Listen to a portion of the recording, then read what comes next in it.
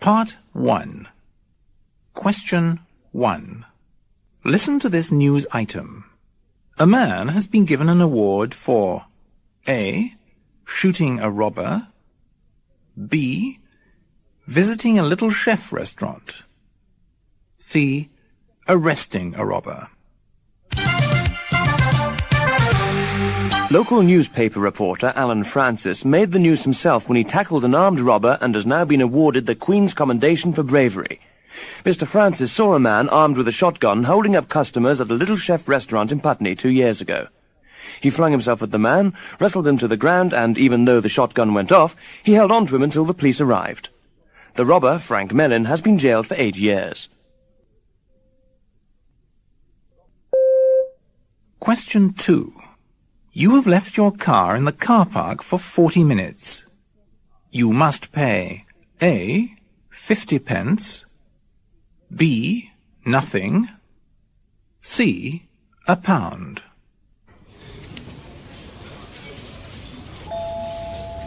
We remind customers that our large car park is at the rear of the store. There is no charge for any stay of less than 30 minutes. After that time, however, there will be a charge of 50 pence up to the first hour and £1 for any stay longer than 1 hour. Thank you.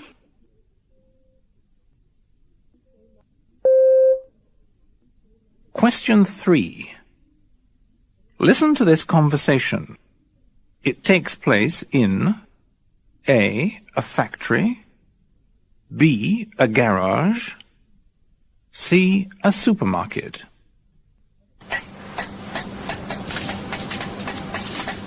That looks better than the last time I saw it, Terry. Thanks, Bob, but it was bound to look bad having run into the back of a bus at 40 miles an hour. But now it's got new wings, radiator, bonnet and headlamps. It's bound to look better. Can I drive it away now? Not now. I need to get the front wheels back on and check the alignment. Can you call back in an hour? No problem. I'll just do some shopping. Question 4. Listen to this conversation. Vera, A.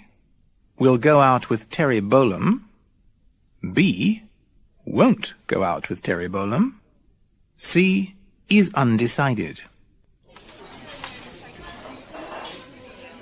Mavis, you know that Terry Bolam? Yeah? He's asked me out to the cinema tomorrow. Oh, you lucky thing, Vera. He's ever so good looking. Will you get to go in his Porsche? Yeah, he's gorgeous, but I don't know. But what? Well, it was ever so unkind to Patsy when they split up. I don't want something like that happening to me. Well, it certainly won't happen if you don't go out with him. Question 5.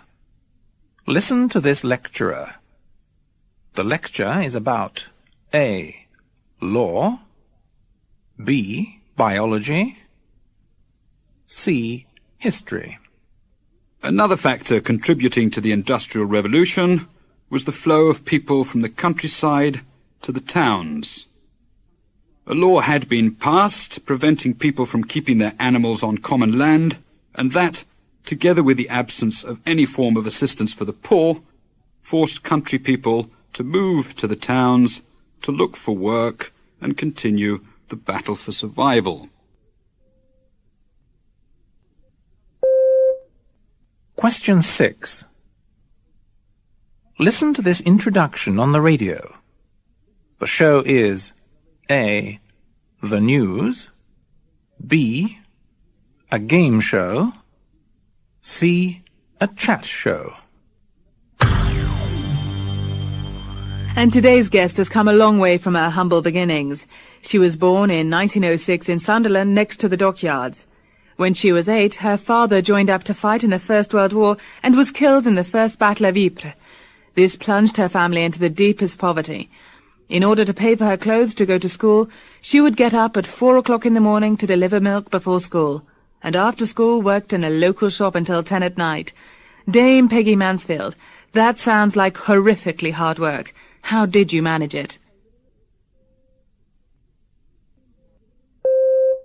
Question 7. Listen to this announcement. Mr. Hill is A. dangerously ill, B. Wanted by the police. C. On holiday in Scotland.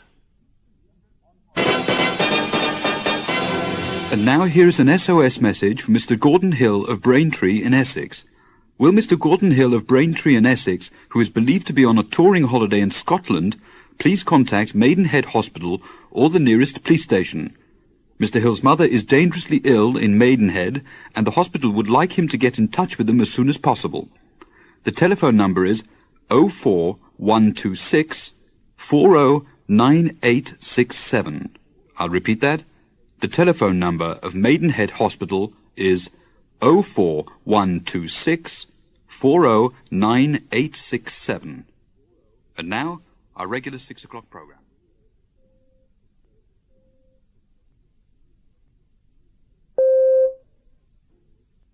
Question 8.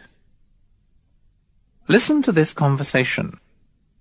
Jim, A, will buy dog food. B, will not buy dog food. C, will buy Sainsbury's cat food. Bread, butter, cheese, vitamin tablets. Have we got cheese? No, I'll write it down. What else do we need? Have we got maple syrup? Yes, plenty of that. What about dog food? You know the dog doesn't eat Sainsbury's dog food. Well, if it's hungry enough. And anyway, I haven't got time to go into town. Ah, I need nail polish remover. Can you get some of that? Okay, I'll put it down. That's the end of part 1. And now, the next in our series of talks by the descendants of famous people. Today, Count Wilhelm von Brandenstein-Zeppelin talks about his great-grandfather, the designer of the most famous airships which were named after him. I am constantly surprised by my great-grandfather's continued fame. Only a few years ago they made a film about the most famous of his airships, the Hindenburg. His airships obviously have as big a hold on the public imagination now as they did when he was first making them. That's over 100 years ago now. And because of my name, people still talk to me about the airships. The original Count Zeppelin came, of course, from an age before even the idea of commercial-powered flight existed. And he wasn't an inventor originally. Far from it. He was born in 1838 near Constance, and at the age of 16, joined the Army Cadet School at Württemberg. By training, he was a soldier, and it was to learn military organization that, in 1863, when he was 25, he visited the USA. But while he was there, he got the chance to go up in what was called an aerostat, something like a balloon. From then on, his thoughts turned to the use of flying machines. But the development of his own airships did not happen overnight. Remember, he was still a soldier. And it was only in 1895 that he was able to take out his first imperial patent for a dirigible flying train. Until that time, balloons could only go where the wind blew them. Zeppelin's plans were original because he added motors so the balloon could be directed and fly anywhere, even into the wind. In 1899, he founded a company to build a dirigible flying train, and on July 2nd, 1900, the LZ-1 made its first flight near Friedrichshafen. We forget these days how exciting the first experiments with aeroplanes and airships were to the general public, and how intensely nationalistic people were about their achievements. When one of Zeppelin's machines made the first 24-hour flight, there were street parties, dancing, and the church bells were rung. It was after this that the German government saw the military potential of airships. They seemed to have many advantages over the airplanes of the time, which were very primitive. Zeppelin was commissioned to build a whole fleet of airships. And during World War I, more than 100 Zeppelins were used in military operations. But Zeppelin had mixed feelings about that. despite his military background. Zeppelin's dream was to create airships which could carry people across continents or across oceans like the Atlantic. And this was achieved in the period between the two world wars. But Zeppelin himself died in 1917 before his dream came true. That's the end of part 2.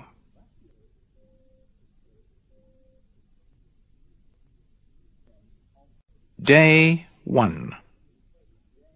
The day's sightseeing program includes a visit to the Kremlin to see the cathedrals of the Annunciation, the Assumption, and the Archangel Michael. There is a guided tour of these magnificent and historic churches. This is followed by a guided tour of the Armory Museum, with its fine collection of imperial regalia and the state carriages formerly used by the Tsars. A mystery excursion is planned after dark in mysterious Moscow. Day 2. A morning drive around St. Petersburg gives the opportunity for you to see many of its imperial and aristocratic palaces, including the great Baroque complex of Smolny Convent and Institute, the great Rococo Palace built for the Empress Elizabeth by Rastrelli, the Place of Pavlovsk, designed by the Scottish architect Charles Cameron, and the Hermitage Museum. There are optional afternoon visits to the Peter and Paul Fortress Cathedral or to a concert of Baroque music at the Great Church of St. Isaac. Day 3. Today we visit the historic Yaroslavl, a well-preserved golden ring city. In the center of the city you will see the lovely church of Elijat.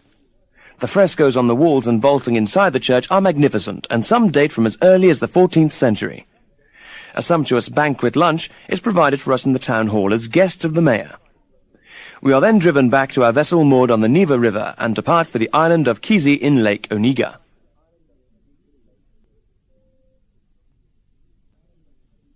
Day 4. Having arrived on the island of Kizi in Lake Onega late the previous night, early risers can see the imposing church of the Transfiguration at its very best, with the rising sun reflected off its 22 golden domes. This building is a marvel of Russian 18th century wooden architecture. During the day, the town with its restored 18th century buildings can be visited. The town has an excellent bookshop and local market where hand-knitted and crochet work of the finest traditional quality is available.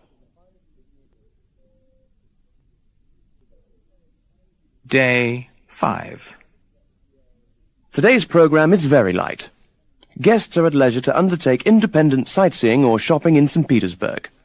Alternatively, guests can relax in the hotel's magnificent health center, where saunas and massage are available, or sample the delights of the hotel's 5-star restaurant. The restaurant has magnificent views both of the River Neva and St. Petersburg itself, and permits guests to sample the expertise of a team of internationally acclaimed chefs. Coaches leave the hotel in the early evening for the airport, leaving plenty of time for duty-free shopping before departure for London at 9:30.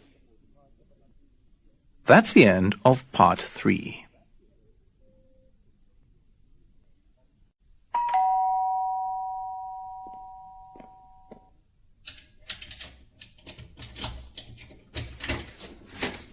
Mrs. Robinson, I'm John Arnold from the Encyclopaedia Britannica.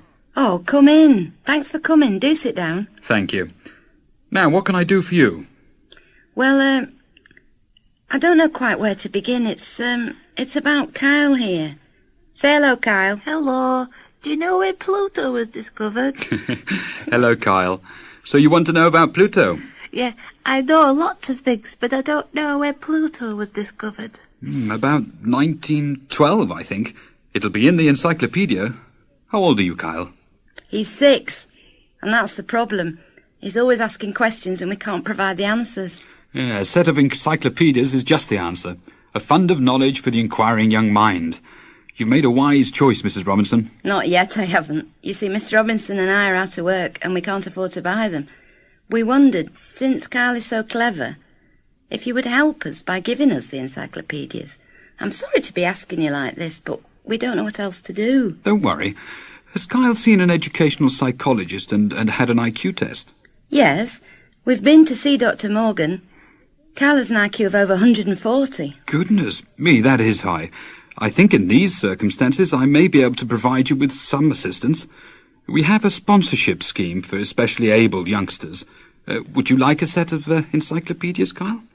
Does it tell me about the universe? Yes, there's a section on the universe. Will it tell us the universe is open or closed? That's the end of part 4. That's the end of the test. Please stop now. Goodbye.